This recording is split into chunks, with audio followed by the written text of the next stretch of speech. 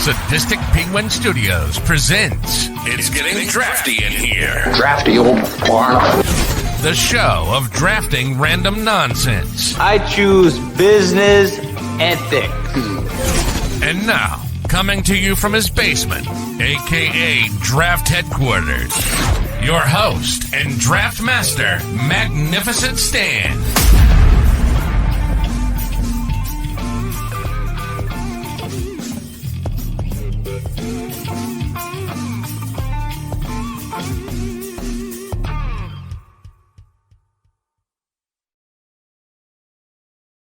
Hello, welcome to episode 46 of It's Getting Drafty in Here. I'm your host, Magnificent Stan, otherwise known as Brian. Today is Tuesday, the 11th of June, 2024. And today we are going to jump back in the Wayback Machine, go back 40 years, and we'll be discussing and drafting movies from the year 1984. Joining me are a couple buddies of mine. Excuse me. Our buddy from the Sadistic Penguin Studios, Aloha Mr. Hand. How are you? I am fantastic. How are you? And let me just say, that opening theme, it's got a good beat. You can dance to it. Excellent. I think all three of us were dancing while it was playing. So that's great. It sounds kind of porno-ish, though. It's a big porno vibe. Got a good thrust to it. You can trust it. I actually am in the middle of getting a waiver from a recording company or a music label to get the rights to use a song to overlay get rid of that one. So we'll eventually we'll be able to do that. Also joining us for another episode, our buddy Mailman Jack. How are you, buddy? Excellent. Thanks for having me on. Appreciate it. No problem. I picked you. You two popped in my head immediately when I'm like, 1984 movies. Let's get a couple guys that actually went to the movies in 1984. You know. Yes. The old fuckers. You could say it. The two old guys he likes. Yeah, exactly. You know, I'm old too, but I think the first movie I went to was in 1985, which was Follow That Bird. So. Well, I can tell you, and I know Jack sent something along these lines. I spent a lot of money at Ford City in the year 1984 going to movies. Both Ford City East and West. How does everybody not know each other? Because everybody I'm from the West. I'm from the Northwest burbs, and then I live in the Western burbs. I don't know anything about Ford City, but everybody went to Ford City. Everybody, Ford City. It was the only mall. We had either Evergreen or, that was the place. Mm-hmm. I went to most of my movies were at Golf Mill or Golf Glen in Niles. So well, we had Fort City if we wanted a new movie, and the old ones were. And what was the one on Archer? Brighton. The Brighton. Right. Those were the right next to the Gerties. That's right. Yep. I have no idea what the hell you're talking about, but it's funny anyway. Gertie's ice cream, man. They're with Lindy's Chili now. I don't even know what that is. 59th and Kedzie, right by Colony. Yes. Right yes. On. I have a story about the girl that worked at Gertie's with one of the movies. Hopefully, I'll be drafting. Okay. Well, then we'll save it for when you draft it. Yes. Cool. Was the original person that got ghosted, I think. All right, so let's get rolling here. For one of the first times ever, I actually won the lottery, so I have the first pick. So this movie is not my favorite movie from 1984, but it's probably the best movie and the most successful movie. It spawned a number of sequels. Basically kind of like a reboot going on now. It was the highest grossing movie of the year as well, but I don't think you can go one and not pick Ghostbusters, right? I mean, yeah, you have to. And I will say that is a movie I saw at Ford City. I think that's somewhere everybody saw that movie. So yeah, it came out the same weekend as Gremlins. So yes. That's insane. Yes. One of the biggest movies ever came out the same weekend. So if you just look at the month of June for 1984, it's incredible. I can't imagine any other year having this so the whole basis for this episode, I was watching at the show, and Yumper and Tony were doing Beverly Hills Cop. Right. And I started just looking at 84, and I was looking at the list of all the movies, and I'm like, holy crap, I got to do a draft. Like, I think we did 2000 as one of the first handful of episodes, and that was a good time, but we haven't gone back to that. So, yeah, I think this is a good 84, incredible every month. I mean, we could do, the three of us could probably do, it would take forever, but we could probably do like 15 rounds. And yeah. I made my list, and it's like 30 deep. So yes, same here. I was prepared. So you got actors with two like good movies in the same year, right? You know. So Ghostbusters, yeah. All right, Ghostbusters is off. Yeah, who are you gonna call? Yeah, I mean, we came, we saw, we kicked its ass. I mean, yes, exactly. It's the tagline for the episode. So, yeah, it's classic. You can watch it over and over and over and over again. Years later, it's still just as funny. So yes, Harold Ramis is a damn genius, and so everybody. And don't forget, Dan Aykroyd was one of the writers too. Yep. The original Bill Murray role was originally intended for John Belushi. And then wasn't Ernie Hudson supposed to be Eddie Murphy? I believe so. And then he did Beverly Hills Cop instead. Yes. Which I guess Beverly Hills Cop, like if you watch Tony and Yumper, that movie got passed around to 300,000 people. And it went from serious to not serious to comedy to just kept getting floated around. That's it's incredible. I mean, I don't know. One of my favorite scenes in Ghostbusters is when they get fired from the university and they're drinking like the front steps of the place they're leaving. That's like that just seems like one of the sleeper scenes in that movie. It's hysterical. You've never worked in the world, you know. Yeah. The way Venkman worked off of what was the EPA asshole's name?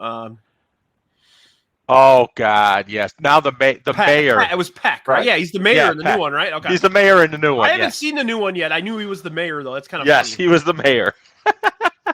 Bizarre, but yeah, I mean, you just can't. There's a lot of great movies this year. We already discussed that, and I feel like this one was way above everything else. Honestly, yes, and it has to be number one. And one of my favorite sleeper scenes in the movie is when Bill Murray's trying to pick up the girl doing the electroshock therapy test, and the poor guy gets the card right, and he still shocks him, and the gum falls out of his mouth. And he gets pissed off, yeah. Yeah. Incredible. But, all right. So I guess I'm up now, right? Yes, dear. Okay. So I am going with a movie that is a signature for the star of the movie. Not only for the movie, but for the album that came with it. It is by far his masterpiece. And that's Purple Rain. Excellent. If you notice the colors for tonight. Yes. I mean, I remember the day I first heard When Doves Cry on WLS. Okay, I'm dating myself a little bit. You may not know it, Brian. I know Jack knows WLS. I know WLS. Come on. What is radio? Not that young. Did Larry Lujack play?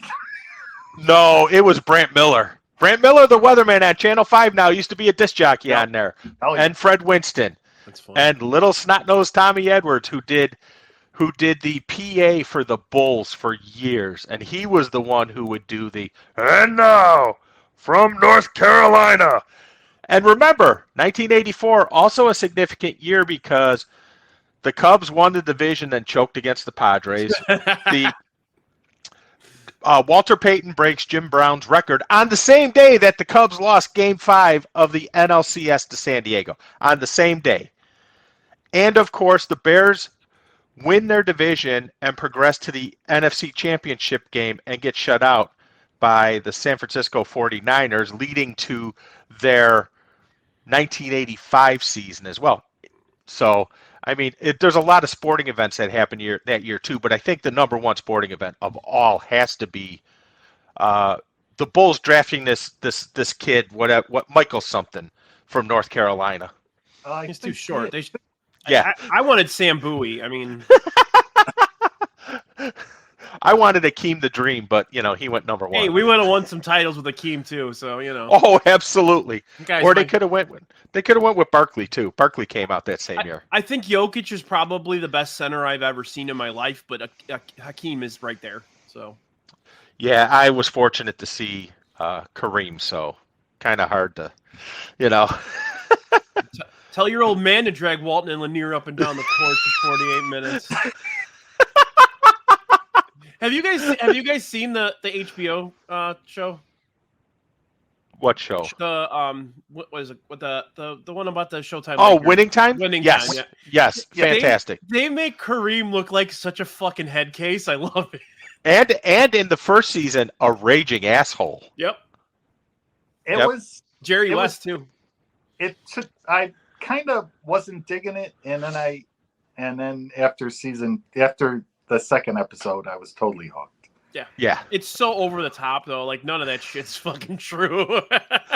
Even though the Larry Bird episode in season 2 is something to behold, especially when he plays the pickup game. And supposedly that's true. Wow. I think they went over the top, but a lot of it was based in some truth. Yeah. I have a hard time. Like I don't have a problem believing that Jerry West was like a fucking lunatic, but they make him look like such a absolute psychopath. Like, it's like a serial killer. Yes. But, all right, let's keep moving here. Jack, You got 2 picks here. Hey, I got 2. I think actually getting picked last was a blessing. I prefer it, honestly. There's not as much pressure. All right. This movie was also spawned a lot of sequels, and it's probably my favorite of the series. I'm going to take Indiana Jones and the Temple of Doom. As in the porn world, Indiana Jones and the Temple of Poon. Oh God! Oh my Lord!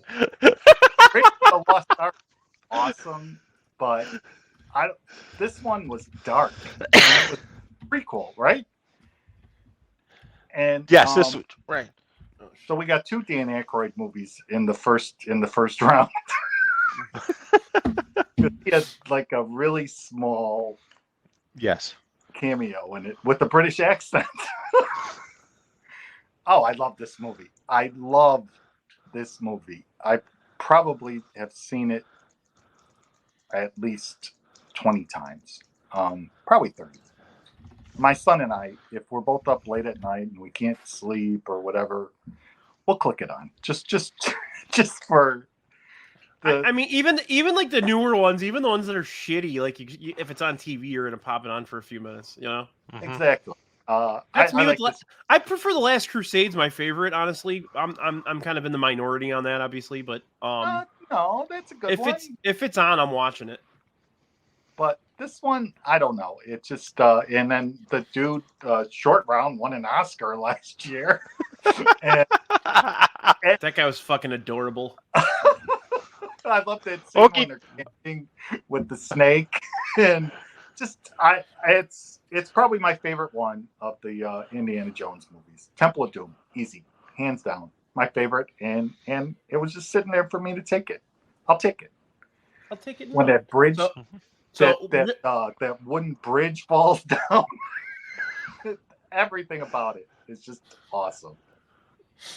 Awesome. I know there's probably some like stereotypes in there that people probably get mad about or whatever, but I like that movie.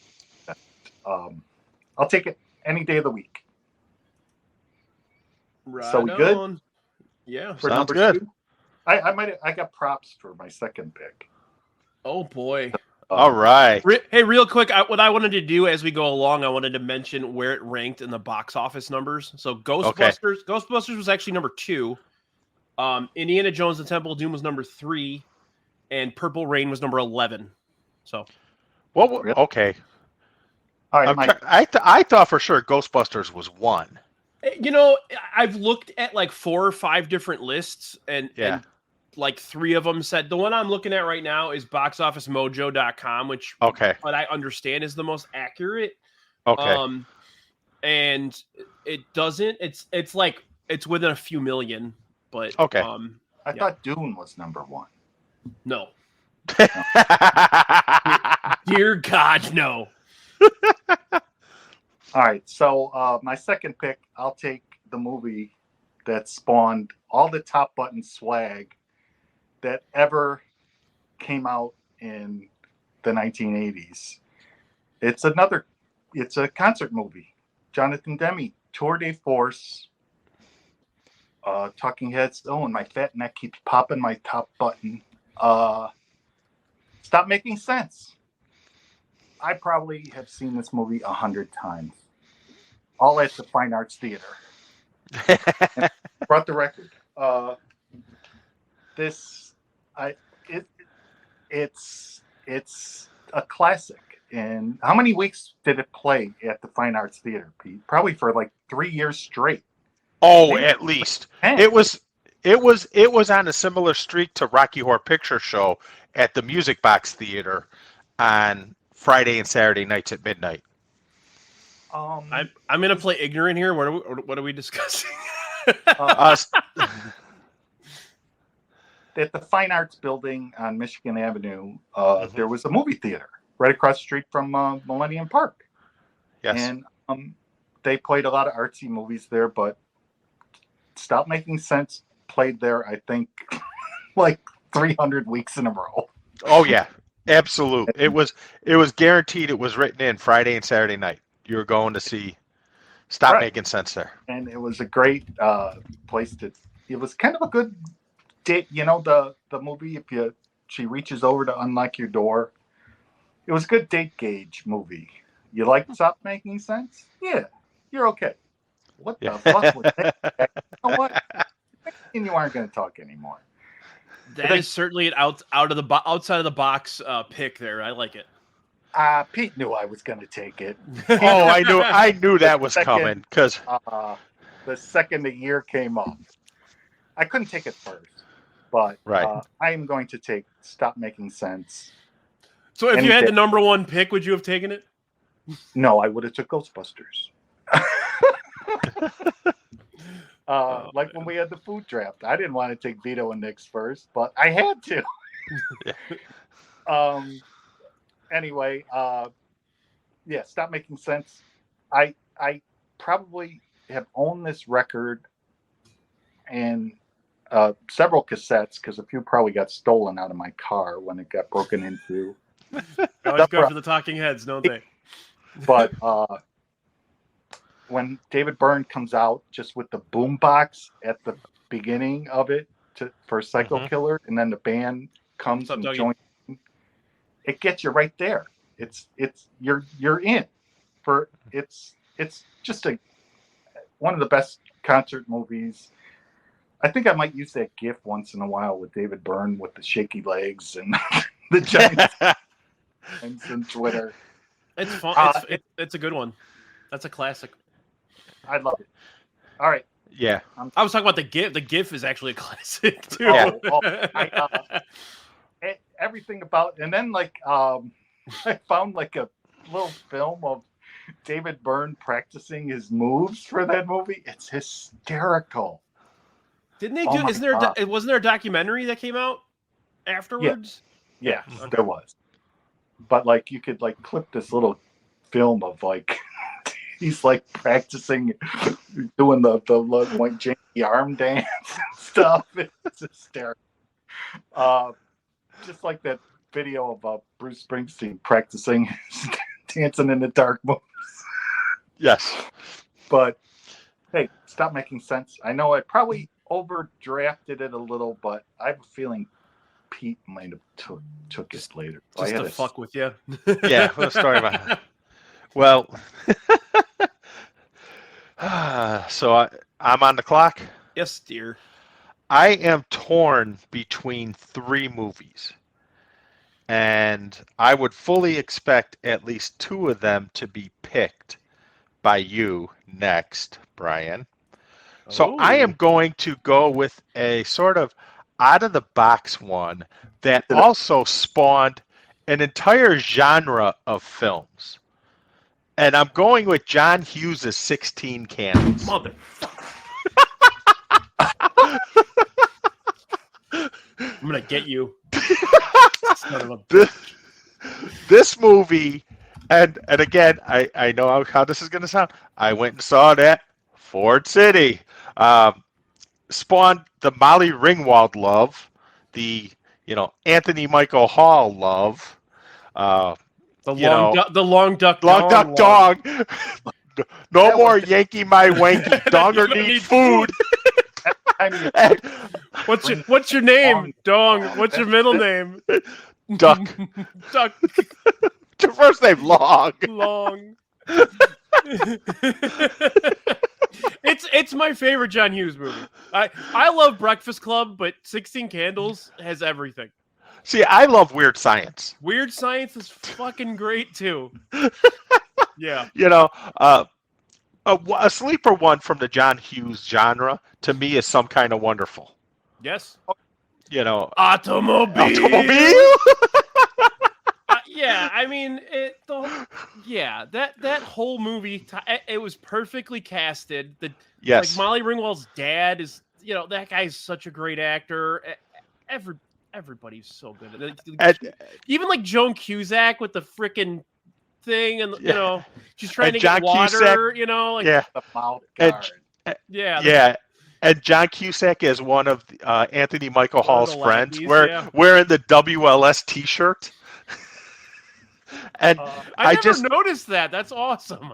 Yes, but it just because it spawned so many. It gave him the John Hughes the sort of gravitas to make The Breakfast Club and to make Weird Science and Pretty in Pink. Let me just tell you, my senior prom, I heard "If You Leave" so many fucking times. It was like, stop, please stop.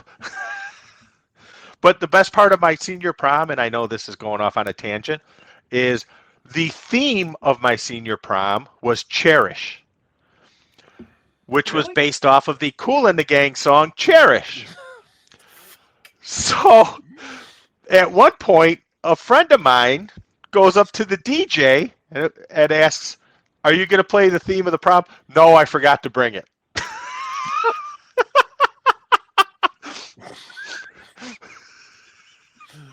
But here, I got Color My World. That's the theme of every other prom. Yeah, I know. Well, remember, that was used in, what was it? Almost Famous. Mm-hmm. Yeah. During the graduation scene. Yep. You know what's sneaky, brilliant scene from 16 Candles is when the grandma's making breakfast. Oh, with the cigarette? She's smoking, and the other grandma's got the spatula, and she's holding it under to make sure the ashes don't get in the food. Yes, the grandparents of that movie. Yeah, fucking chef's kiss, man. Several times.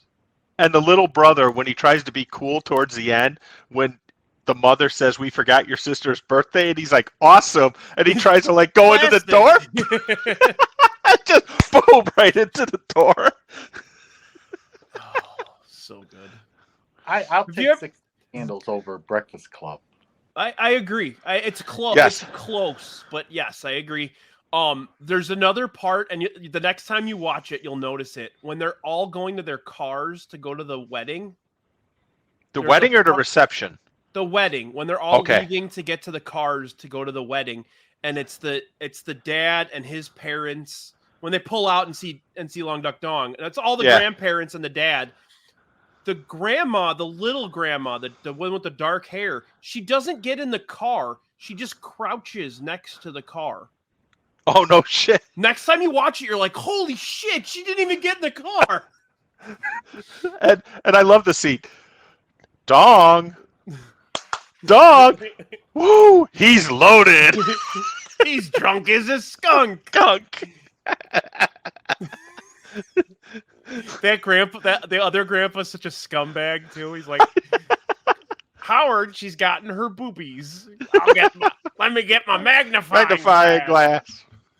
So well written. John Hughes is a genius. Yes. Rest in peace, John Hughes. Okay, so I had 4 movies at the top of my list, and I'm like, I want 3 of these, and I had no intention. I had no inclination that it was going to be available to me here. Mm-hmm. When I know Jack, one of them. When Jack took Stop Making Sense, I was like, yes, I'm gonna get 3. You're welcome. 16 Candles was one of them, obviously. That's why I was so upset.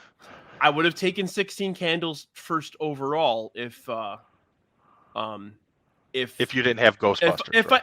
If I didn't also think that maybe you guys weren't gonna pick it. So first pick here, I'm gonna go Terminator.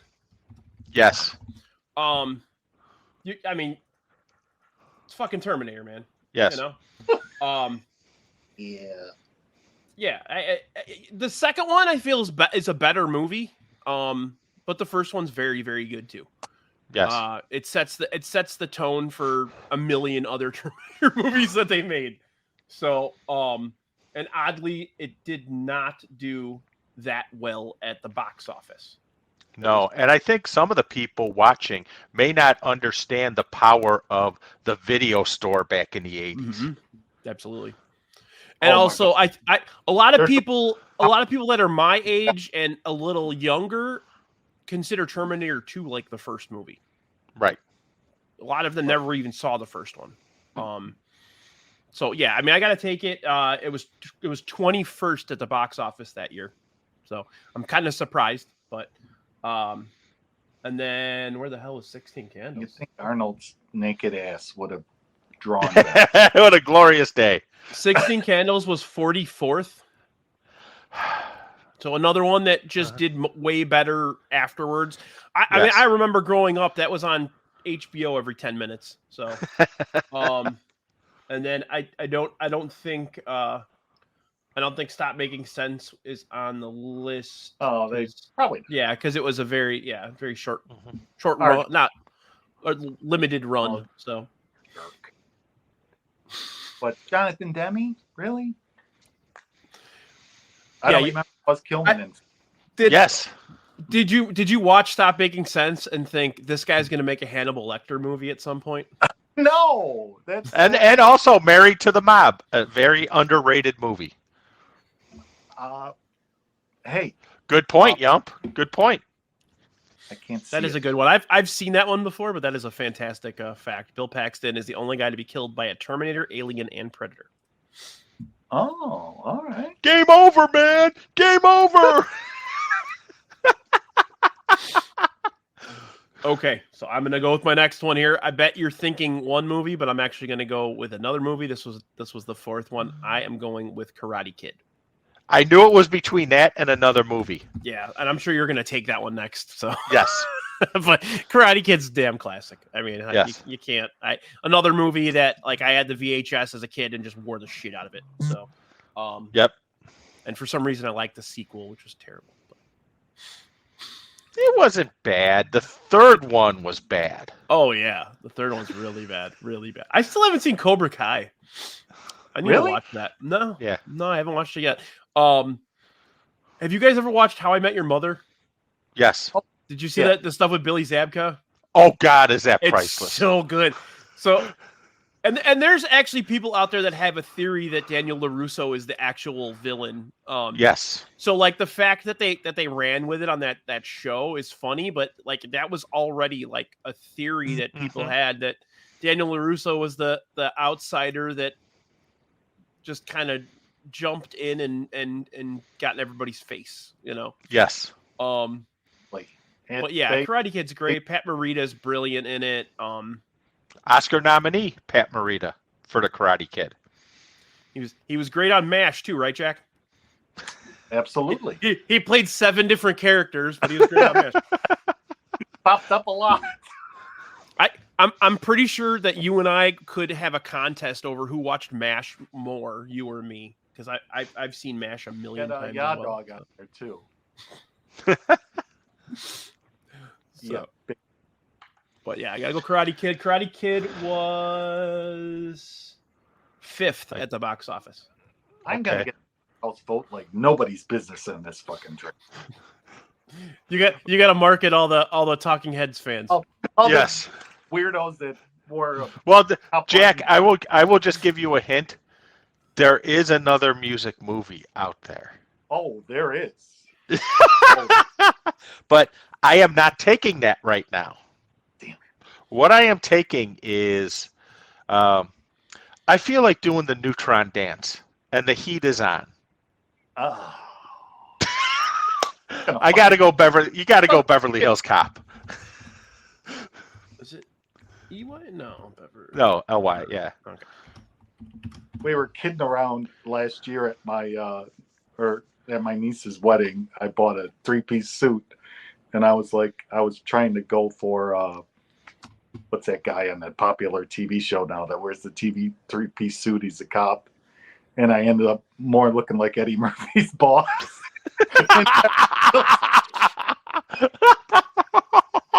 TV cop. Are we talking about Sipowicz? Will Trent. No. I ended up I was going for Will Trent, but I ended up, what's his name? Inspector or something? Inspector Todd. Inspector Todd. Yeah. You see, I lost half my ass, and well, you still got plenty of it there.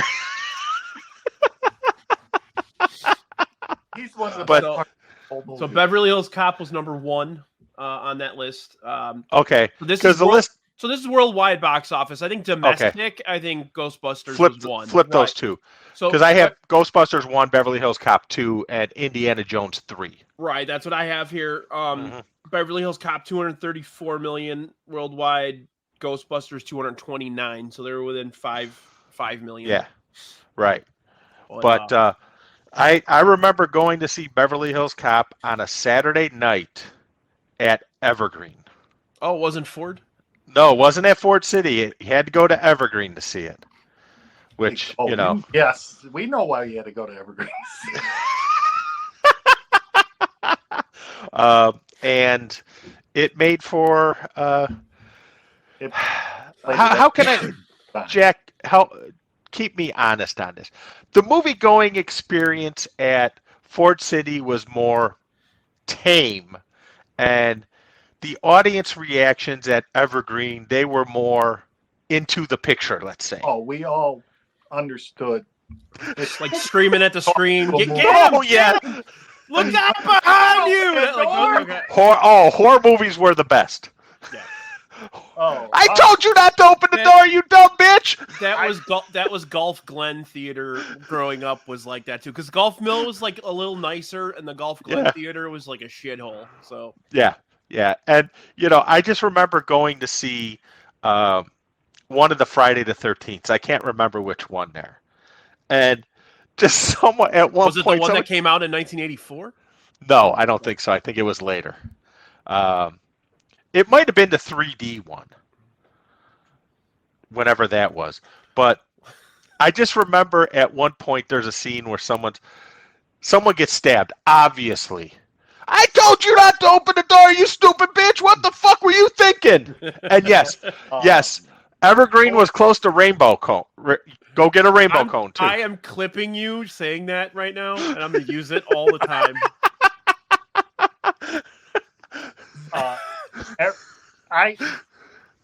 My favorite night to go to Evergreen was to the Sunday night movie,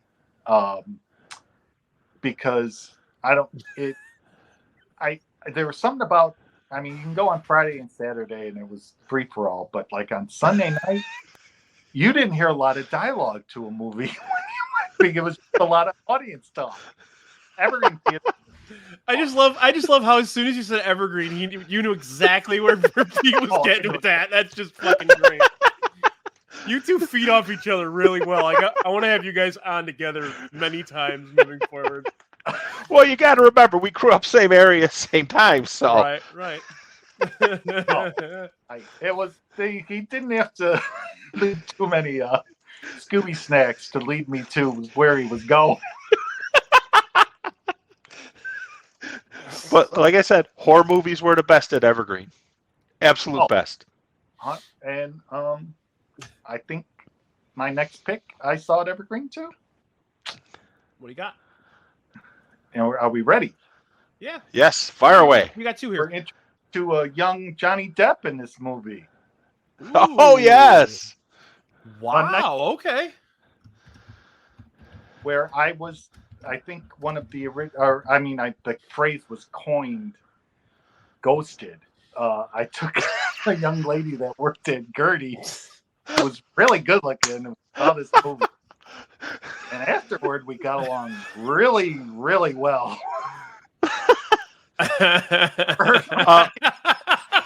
Was that in the parking lot, Jack? Her job, she moved out of the country. I don't know. Something about going to see a Nightmare on Elm Street with me on a weekend at Evergreen, and we had a little too much fun, and she disappeared. Yada yada yada. I never heard from her again. From her again. I swear to God, I had nothing to do with it. I wanted a second date. The first one went really, really, really, really well. Okay, And, we got 4 really wells there. I think this is Sadistic Penguin Studios' first moment of Jack talking about getting laid. And then I got 1984 Ghosted. Now, when all this was going down, were you playing the theme music to this show in the background? No. There wasn't any thrusting. Did you? No.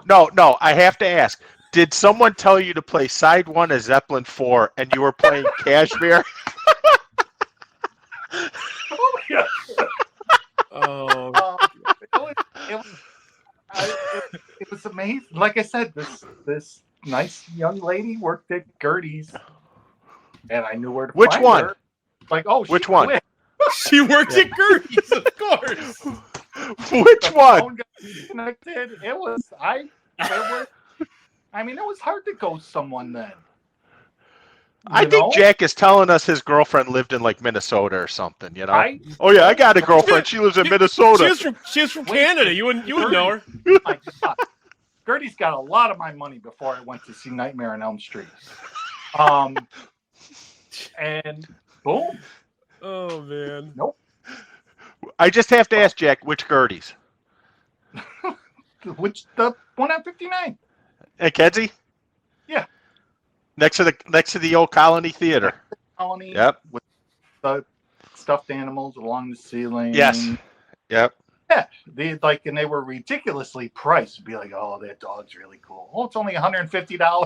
1981. That was a lot of money. It's a lot of money now. What are you talking about? I remember my dad. To get my dad to laugh out loud was an achievement. He would bust out laughing, looking at the prices of those stuffed animals along the ceiling at Gertie's. It's like, who the hell would pay $50 for a stuffed beagle? You know? Yep.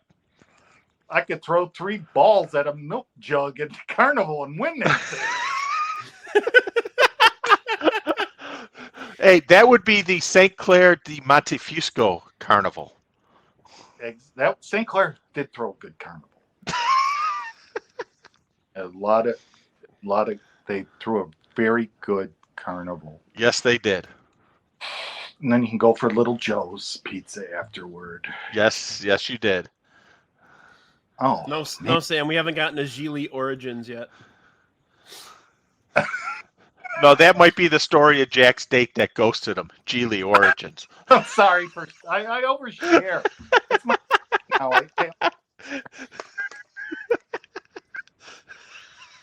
guys are cracking me I up, was man. looking up 1984, and I'm like, oh, Nightmare on Elm Street, and I'm like, oh yeah, remember I got ghosted.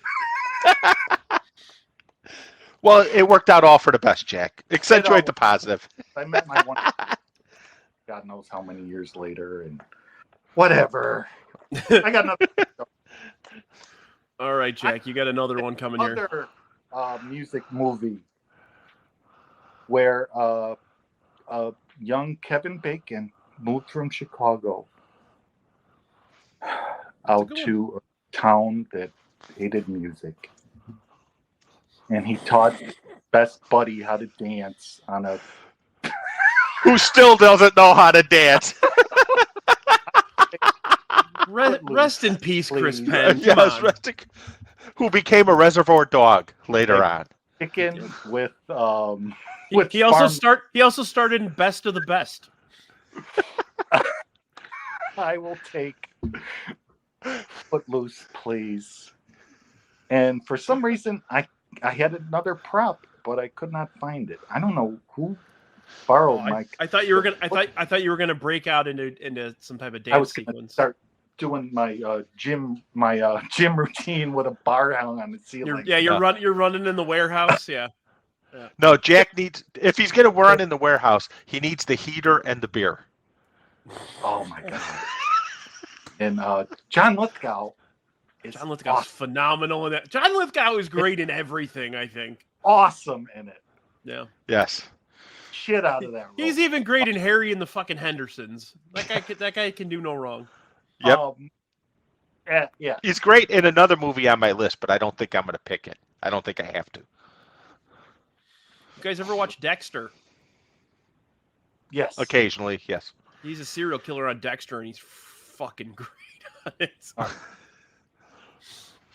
Strangely enough, I kind of got all the movies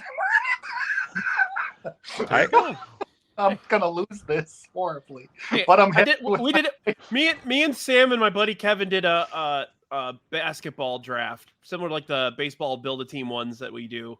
And my buddy decided to have a theme to his team, so he only picked players that have hyphenated names. And it's now that's good. It's so funny. That is a good one. He also did another baseball one where he only picked guys with the first name Glenn. I had Steve Niss and Mitch Kaminsky on that one, and Steve and I are laughing our asses off, and I'm not quite sure Mitch understood that it was like a gimmick or a shtick for. So does Glenn? Rounds. Yeah, does Glendon Rush and Glen Ellen Hill qualify for that? No, I'm sorry, it wasn't Glenn. It was Greg. I'm sorry. Okay, gotcha. Because he took Greg Walker at one point. So okay, fired Greg Walker at one point. So I actually have. There he is. There's Kevin. Yeah. There. Quite close. I actually have several movies still left on my list. I have a ton. Yeah. So I am going to use just one word to describe my next movies. And I'm going to say it in the way that one of the most famous characters in the movie said it. Nerds! Yep. What movie would that be? I think the single best part of that movie, besides the fact that, they do a panty raid and put cameras in the woman's dorm and sit up all night eating cereal with beer, which, by the way, Frosted Flakes and Miller Lite, top notch. You know what's so funny is you watch that movie now and you're like, these fucking kids would have gone to jail, man. Yes. Yes. These kids would have been put in fucking prison and locked up and throw away the key. Oh, God, yes, without question. But it just is. And okay, a movie I saw again at Ford City. I saw it in the theater that was like the closest one to Cicero that you walked up the stairs to. Oh yeah, that's the one it was in. Like, I saw it. I got laid in that theater one day, and handy up there. Yeah, It was popcorn box had a hole in the bottom. Yeah. We were watching. And David Byrne started doing the dance, and I got really excited. Was it David Byrne or Kevin Bacon? But it was nice and dark in there, so if there was some extracurricular activity, it was if you sat in the right spot, the lights were like the light bulb was out, so you could get away with things there. And let me just say, I did. Okay. Good Lord. Statute of limitations has long since passed, so you know. But yeah, I got to go Revenge of the Nerds just because it's so freaking outrageous. Hey, that's my pie. Yeah, exactly. But it's just so freaking outrageous, and I loved one of the scenes that cracked me up the most was the belching contest, and God. Just the look of defeat on Ogre's face when Booger beats him in the belching contest. You knew that John Goodman's phenomenal in that too. Yes, you knew that movie was only going to get better and better. Yes. And then of course one of those nerds became a superstar basketball player for the Minnesota Timberwolves, Anthony Edwards. So exactly. And one of those nerds became Goose in Top Gun. Same guy. Yes, same guy. And was a doctor in Chicago. First guy ever to say shit on national television. Planned, at least. Yes. Excellent. All right. That's a good one. Yeah, that was definitely high up on my list. I'm still kind of shocked this one has fallen this far. I mentioned that it came out the same weekend as Ghostbusters. Yeah. I wasn't intending on taking it, but it fell, so I gotta. I almost took it when I took Karate Kid, but I'm gonna take Gremlins. The worst. There's some. Oh yeah, he's the worst. There's some pretty terrible human beings in this movie. The dad is. How dare you call Phoebe Cates terrible? How dare you? The dad is awful, awful, and then you get that old lady, the old lady that comes to the bank and is literally telling the kid that she's gonna murder his dog. There's so much weird shit going, and then like Phoebe Cates telling stories about her dad dying in the chimney. And it's like, what the fuck am I watching? Like it's a children's movie about little cuddly soft creatures. Oh, that movie was excellent. Corey Feldman's hanging out with this 20-year-old kid. Like, what's going on there? Like, Corey Feldman's probably still hanging around with 20-year-old kids. Yeah, exactly.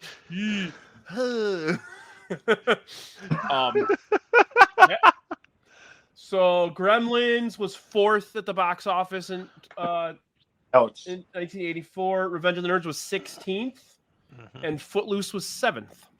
So, and my final pick, I'm still deliberating. There's a lot of options. I think I'm gonna go 11. Huh? Nothing. I think I'm gonna go with the movie the poster we used for this show. I knew it. Yeah, I'm gonna go Bachelor Party. I almost went with a different Tom Hanks movie. I know which one that is. I love both of them.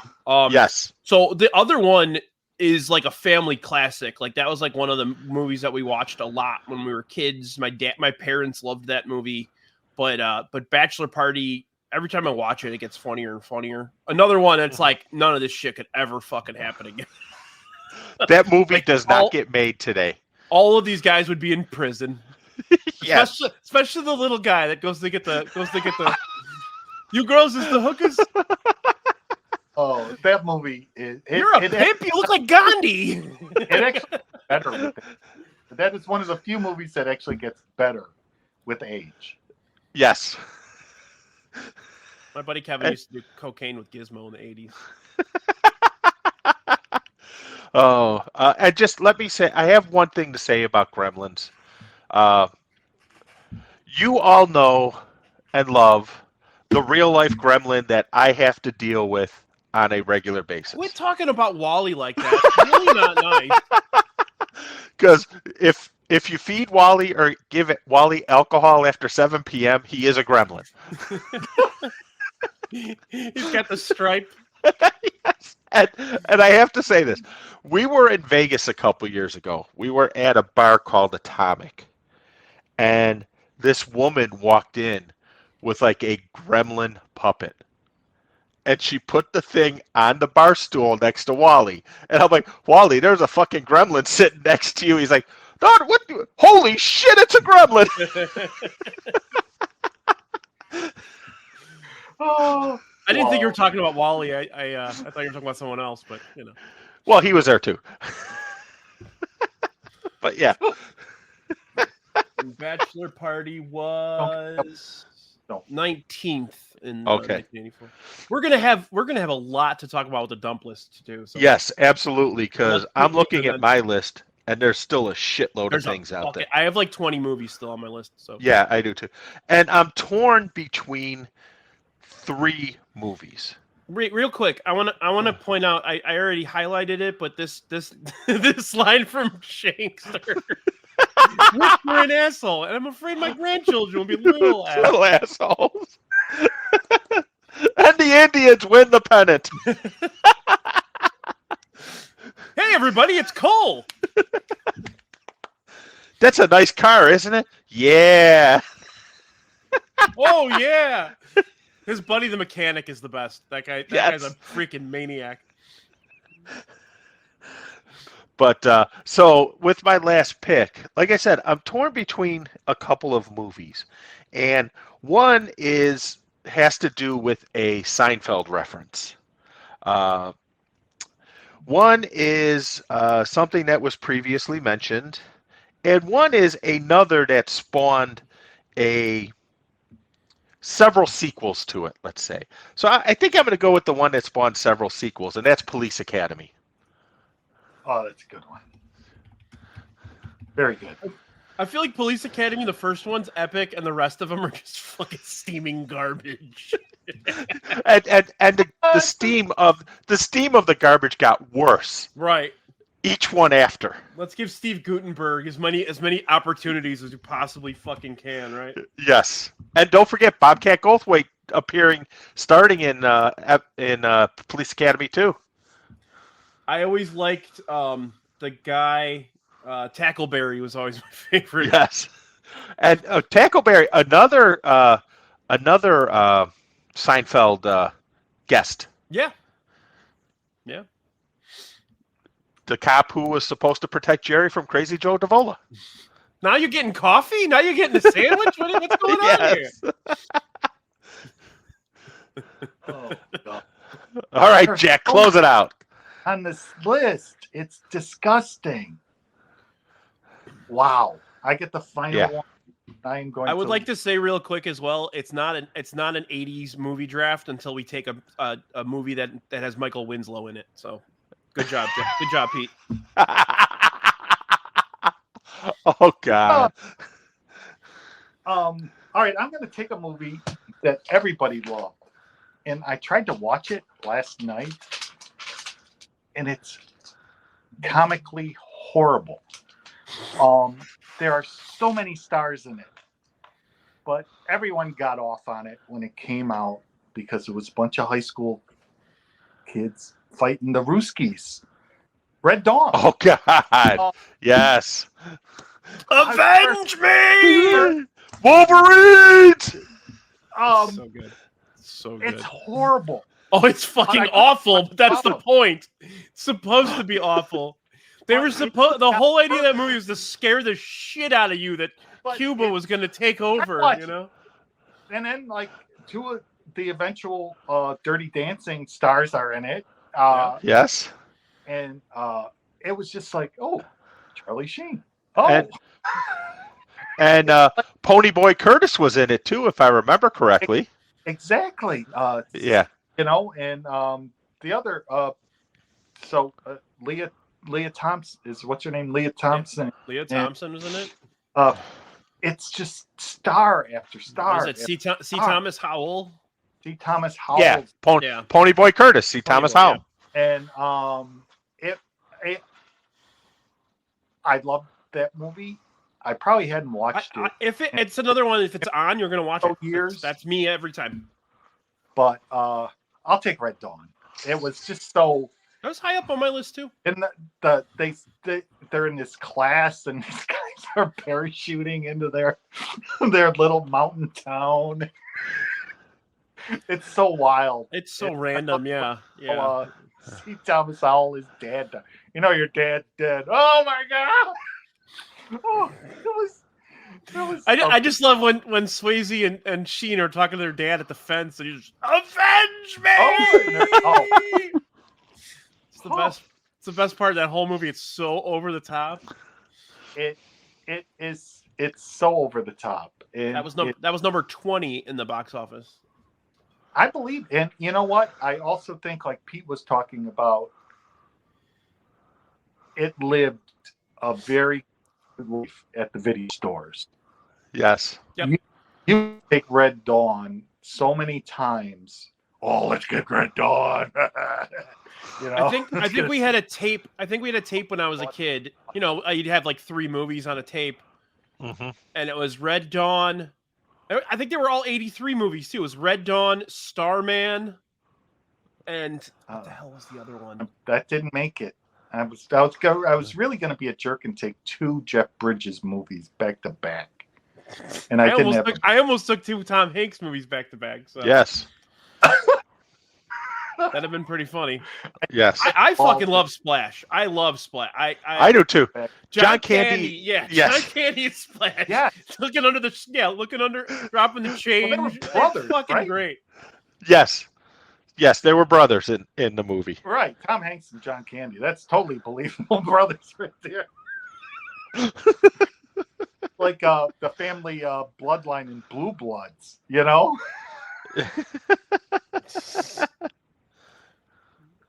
See, man, Gordo would have taken Breakin' and Beat Street in the same round. Hey, Breakin' is one that I had on my list, and it is a soundtrack that I did own back in the day. And when you first proposed this, I went back and listened to the Breakin' soundtrack. So I got a piece that's hilarious. I haven't heard that soundtrack in decades. Yes.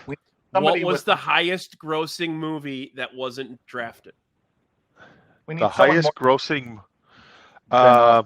Star Trek 3. No. What? Romancing the Stone. The Stone. Oh yeah. It made $100,000 more than Star Trek 3. So good guess, Pete. Well, Star Trek 3 was the one I was talking about with the Seinfeld significance, because remember, Kramer got in. You know, Kramer told Elaine to go do the Urban Sombrero for the catalog. You know, she had to get in touch with her inner Katra. True, you're right. And Buckaroo Banzai was on my list too. Where's Johnny Buckaroo Banzai made you know what? We got one list, so let me show that real quick. This is from the Sugar Baggy, Tony. Top Secret. Top Secret's really good. Blood Simple. Yeah, the Coen. That's the first Coen Brothers movie, isn't it? Is it? I think so. Blood Simple. Yeah, I think so. Top Secret is definitely a video store phenomenon. Movie. Yep. So was Hot Dog the movie. Yes, but for very different reasons. Yes. for sure. Hot Dog. Real quick, let me read it for the people that are just listening to the podcast. I got Top Secret. This is Tony's list. Top Secret, Blood Simple, Bachelor Party, Stop Making Sense, Purple Rain, The Adventures of Buckaroo Banzai, and then he jokingly mentioned The Natural, but he actually meant it because he likes The Natural. So, all right, I like The Natural too, and The Natural was on my list. But you're a monster. I'm not going to go deep into that one. I've talked about it on podcasts way too many times at this point. But if you guys want to discuss The Natural, by all means. I own a New York Knights varsity jacket. Nice. I have the Wonder Boy bat. Oh, The actual one? I have a Wonder Boy bat. Was it struck by they lightning? boned it, so it lasts forever. Yes, exactly. It was boned so it wouldn't chip. It was boned. It was at the end got boned. That kid is the worst actor ever. He's like, "Can you make a bat like that, bat? Can I have that bat?" Like, what the fuck? I boned it. I boned it so it wouldn't chip. I'll say this, and I've said it a million times. Epic cast. Horrible movie. Oh. I don't think it's horrible. just I thought it was liked just it. Really poorly executed. I enjoyed it. It got a little heavy-handed with the symbolism. Yeah. It got very heavy-handed. The scene with Yeah. Glenn Close, the sun shining on with the her. slate, with the light. Yeah, come Yeah. on. Quit getting don't get fartsy. It's a fucking baseball movie. You know what I mean? Like, you don't have to get so like over the top artsy with it. You know what I mean? Well, now if I remember correctly, in the book, he strikes out. He doesn't hit. He doesn't hit the home run. You're exactly right. He strikes out. He doesn't blow it Yeah. like Okay. We just got a comment. The Natural is the Zach Collins of baseball movies. It's gonna occasionally draw a walk, but nothing else. Yeah. no, you know what? We're all gonna get a visit tonight from Aaron, and he's gonna beat the hell out of us if we make fun of it. Aaron knows where I stand with that one. We've had conversations many times. Yes, I saw Aaron's multiple natural responses to this episode tonight. I have literally seen Tony on a podcast, like a vein pop in his forehead. He gets so mad while we're discussing The Natural. Oh God, So, that's great. That is awesome. So all right, let's keep going with other movies that were not picked. Pete, you want to start? Sure. I had Splash, which we talked about. Yep. Star Trek 3, which we talked about, The Natural. Buckaroo Banzai, which has another John Lithgow out of this world performance. Yep, our guy Frank mentioned that. Yes, and also Jeff Goldblum appearance in there too, and Clancy Brown, who later went on to fame as the guard in Shawshank Redemption. Byron Hadley. That guy's a great actor. Chicago guy, right? I believe so, but I'm not certain. Okay. Against All Odds was on my list, which is a great Jeff Bridges, Rachel Ward movie. I think that's her name. Pyramid yes, it's a scene in the pyramid. Yep. Walking in at the wrong time and Yeah, exactly. that was on. I didn't get that. Yeah, Firestarter with Drew Barrymore blowing shit up. I love the dad. I love the dad. That's Jack Parkman, by the way. Yes. You're blind. Do. And the guy's like, ah. The other music movie I was referring to, it wasn't Footloose. It was This Is Spinal Tap. Yep. Yes. On my that list. was on the list too. That's when I said 11. Yeah. Yes, exactly. The Never-Ending Story actually came out in 84, even though people think it's 85 because that's when the song became popular. Never-Ending Story.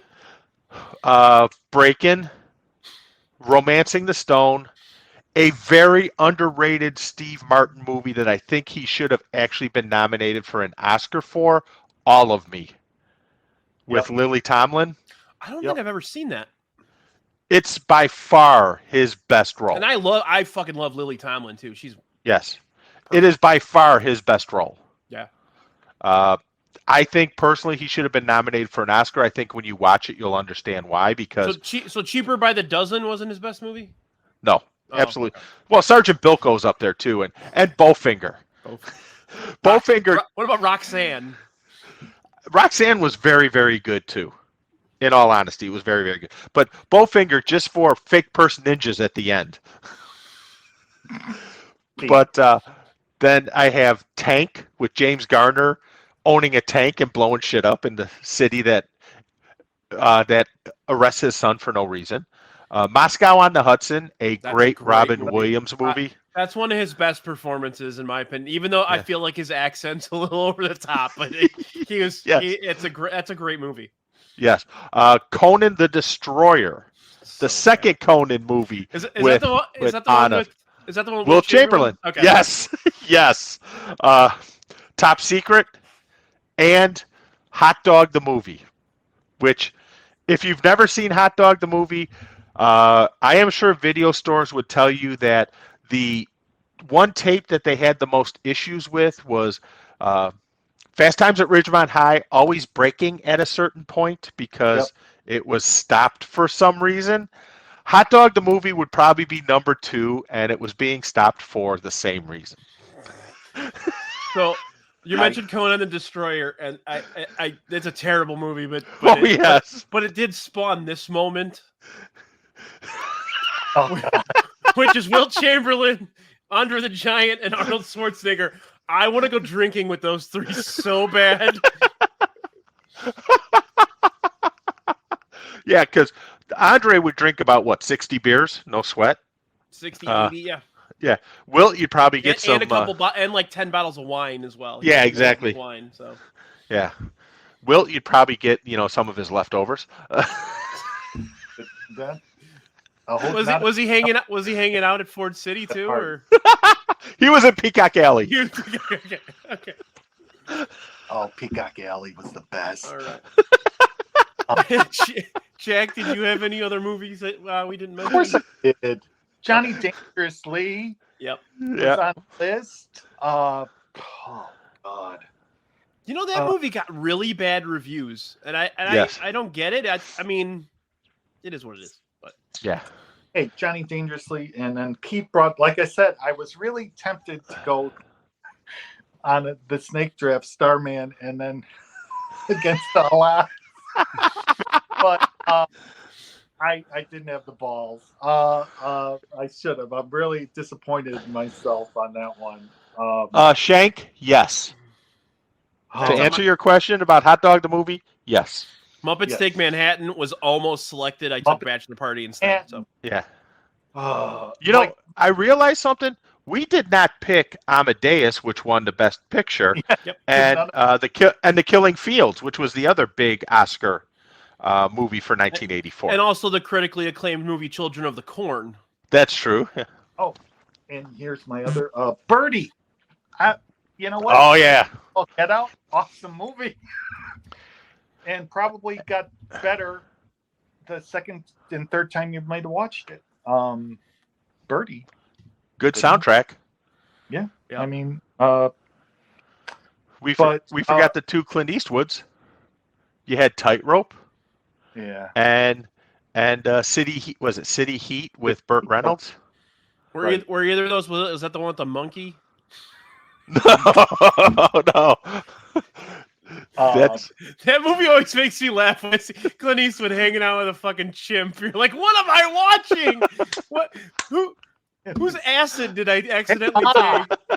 I'm gonna take you to get your driver's license test today. What was the second one? Any Which Way You Can was the second one. Isn't that where they had Ruth Gordon's face superimposed over Bo Derek's body from 10 running on the beach? Right, and actually, Bolero. That's a good one, Dougie. I didn't even think about that one. Bolero was on there. Yes, Bolero. Yeah. Oh, the amount of movies, but I think maybe they're all just like they're so emblazoned in our mind. Is I could see them shelf at the video store. Every movies. You could like see the new release rack, right? And you see him on there, because if I remember correctly, Ghostbusters didn't come out on video until like mid to late '85. I want to say that happened a lot with movies back then, though. Some of them didn't come out for a couple of years. Right. And it was just Jedi didn't come out till '86. I want to say. Well, in the early '80s, they were still trying to figure out whether VHS or Beta was going to win. Yes. I mean, by mid '80s, it was VHS. But did anyone mention the Gremlins like knockoff, Ghoulies. Ghoulies. So bad. That was So bad. It was horrible. But I probably saw it at least 5 times. Jesus Christ! I think I've seen it twice. And You gotta get high when you watch Ghoulies or Mac and Me, like one of those two. God, Mac and Me. There's one movie that we haven't mentioned that is one of my favorite. Like, it's one of those that's not great, but it's one of those that you have to watch always. You know, it was like Yumper always asks on the show, like, movies that you see when you're homesick, or it's like you're right. A good comfort movie. The Last Starfighter. Oh God, yes. That's my movie, man. That now, like, Never-Ending Story. Never-Ending Story is. If you watch it now, when you're a kid, it's fucking amazing. When you watch it now, you're like, "What is this fucking thing?" Maybe I was already too old. The kids just got to say her name, and the world's fixed. What the fuck? I'm gonna have to watch it tonight. Anyway, but there's so many movies. Oh my God. Yes. I mean, there was the Once Upon a Time in America with Sergio Leone with De Niro and a young Jennifer Connelly. Oh, I mean, wouldn't have been a movie podcast if Pete had mentioned Jennifer Connelly, right? My wife going to a movie, and we're like, "Is anything good out?" And we're like, "Not really." I mean, that new Mad Max movie kind of got mixed reviews. Is it good? Yeah. I've heard nothing but like real solid stuff out of it. Yes, solid? that's to me. It's not as good as the last one, but right. But supposedly, really, yeah. I've heard anything negative yet. But like we said, June '84. My God, you could have just went and saw one movie and then snuck into 4 more. You know, the same day. Yeah, watch Yumper's review, Jack. He made a video for the new Mad Max. It's a non-spoiler one too. Okay. Oh, even better. Yeah.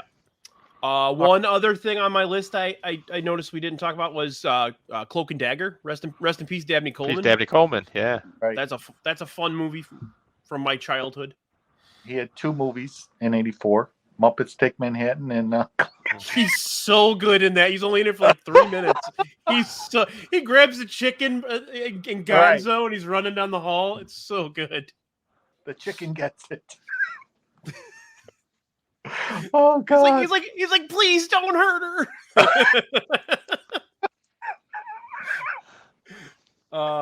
So did you guys ever see 1984?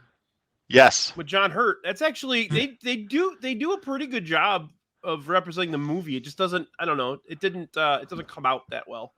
No.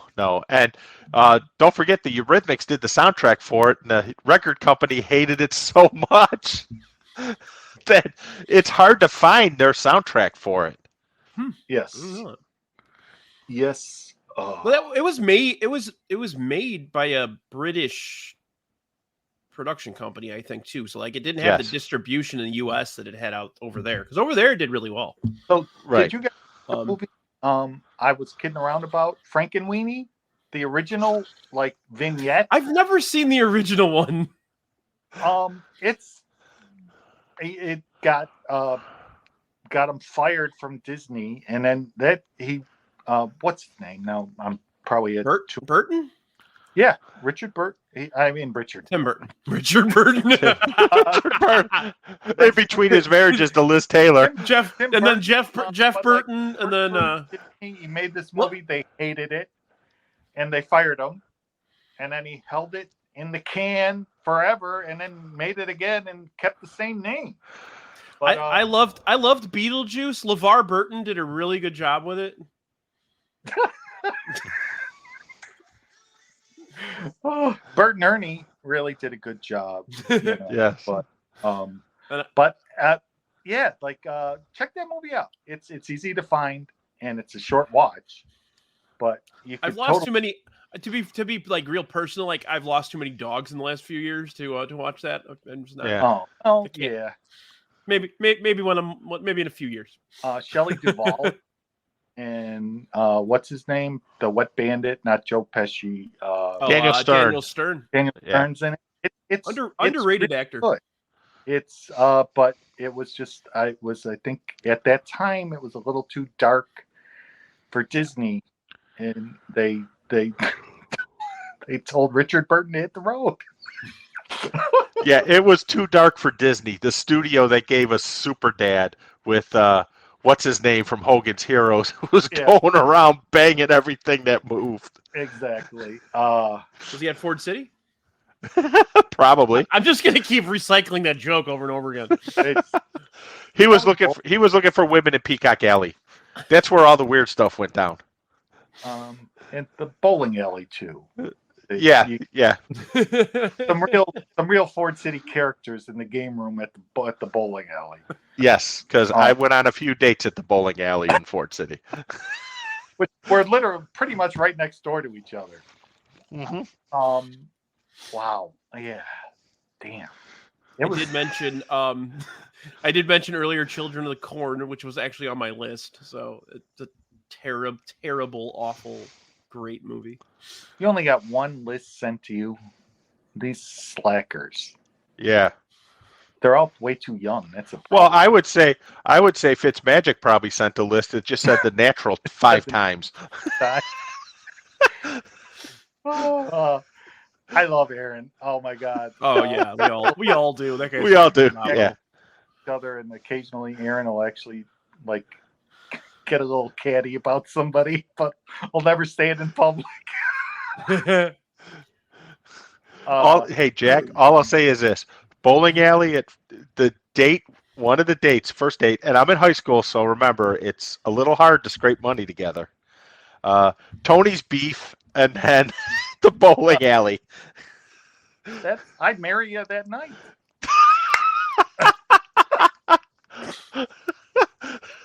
Well, we might pretend we're married. Yeah, exactly. I think Prince wrote a song like that. Let's pretend we're married. Oh God. Forget I told you guys that story about me getting dumped. I don't know what the hell got into me. Oh, don't worry.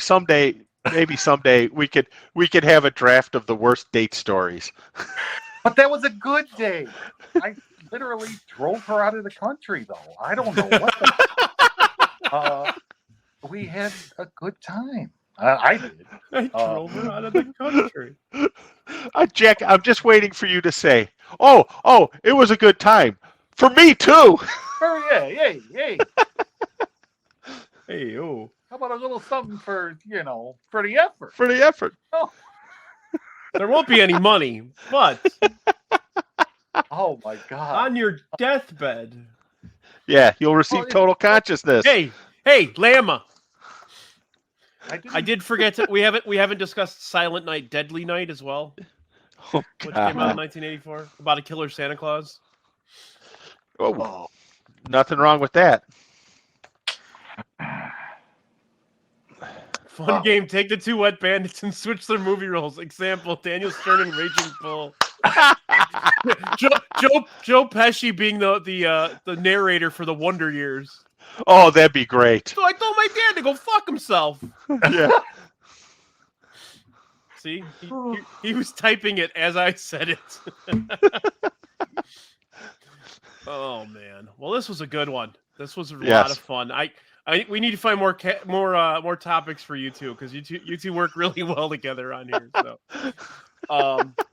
Next, Brian, did you realize that this was actually 40 years from 1984? Yeah. Did you know that when you picked it?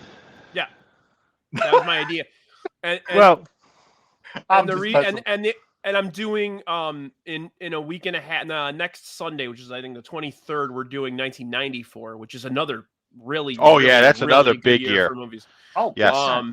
So we're doing that one. I got Steve Niss, and then Keelan is coming on with us, so that'll be fun. And just say this to them if they say anything. Rose DeWitt-Picator is worse than fucking Jenny. We'll have that conversation. just for you. and pockets. Joe Pesci and Celtic Pride. Kevin, you're killing me tonight, man. And then I think we're gonna actually do no, the best one as well. Joe Pesci as the pitching coach in Rookie of the Year.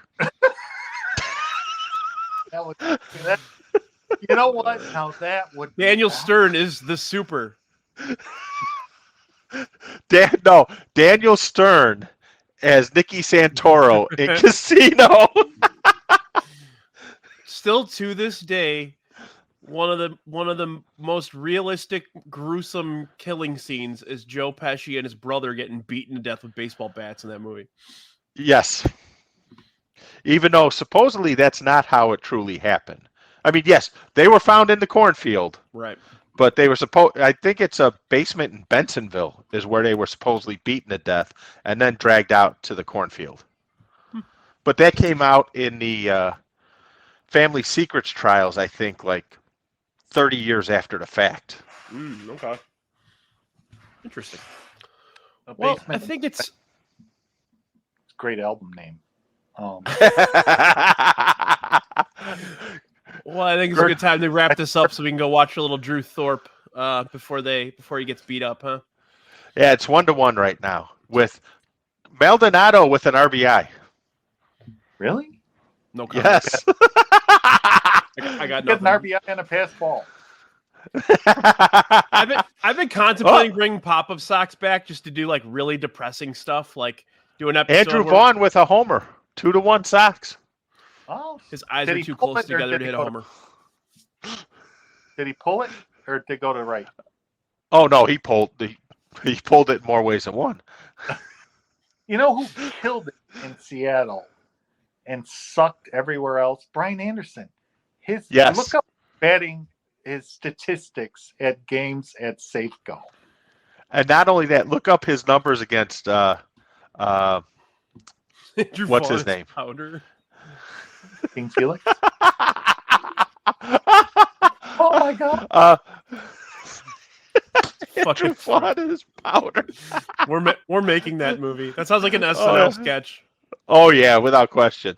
Who was the pitcher for the Mariners? I can't think of his name. Jamie Moyer. No.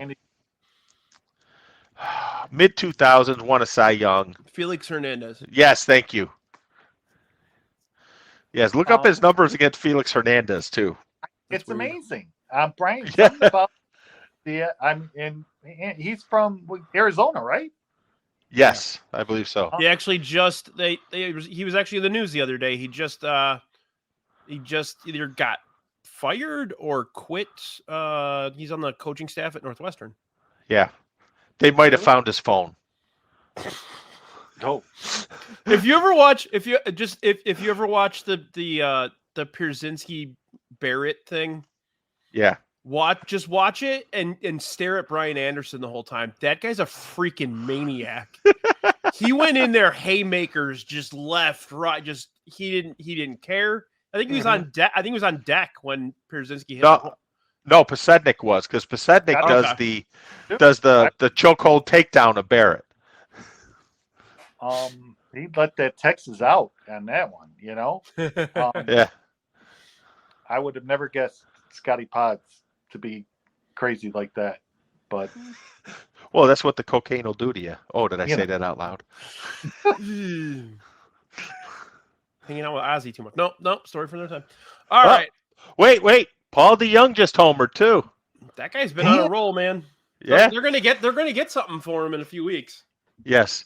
3-1 Sox over the Mariners. Sweet. Oh, well, the great Lawrence Holmes is probably taking full credit for telling people bet against them. Because he invented this. Yes. All right. Well, let's wrap this one up so we can go watch a little bit of that. So, all right. Thanks, Jack. Thanks, Pete, for being on. Again, I just mentioned we're going to be doing another one on the 23rd. Will be the next episode. I'm also probably going to dust off pop-up socks next week. So more on that. No, I had a couple of ideas in my head that I wanted to pop around. So I'll let you guys know this week if we're going to do that or not. But next Sunday, Keelan and Steve Niss will be on for 1994 movies. So we're just going to keep rolling into that. And I think we're going to do 04 at some point, but I don't know. But yeah, thanks again for being on, Pete, Jack. Thank you everyone in the chat for contributing with us today, and we'll see you again soon. Sounds good. Thanks a lot, guys. All right, see you. Bye.